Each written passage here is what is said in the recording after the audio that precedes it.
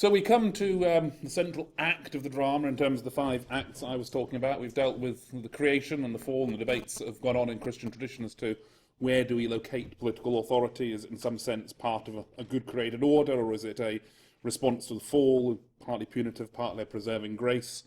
We've looked at Israel and begun to see these 2 different strands.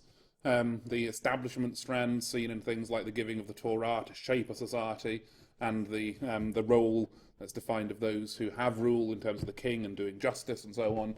That strand, and then on the other hand, the critical, revolutionary, dissenting, whatever strand, which we've seen in terms of God's liberating act in the Exodus against the oppressive rule of Pharaoh, and in God raising up prophets to challenge and speak against kings and rulers who are not fulfilling their calling and not doing what political authority is meant to do. And so we come then to the central piece of drama, Christ himself, the crucified Messiah. And in that heading that was the subheading there, in a sense, that's trying to capture some of those 2 strands. He's the Messiah, as we'll see, that means the King, the anointed one, the Christ. He is the crucified one, the one who ends up being put to death by political power. So, Jesus and politics.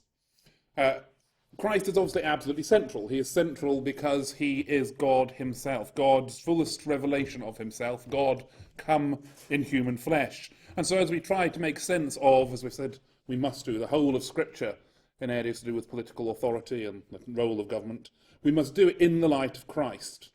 Christ fulfills the Old Testament. He talks about not having come to abolish the law and the prophets, but to fulfill them. On the road to Emmaus, he opens up all the Scriptures to show how they point to him. And as I say, I'm going to argue, actually, we can see in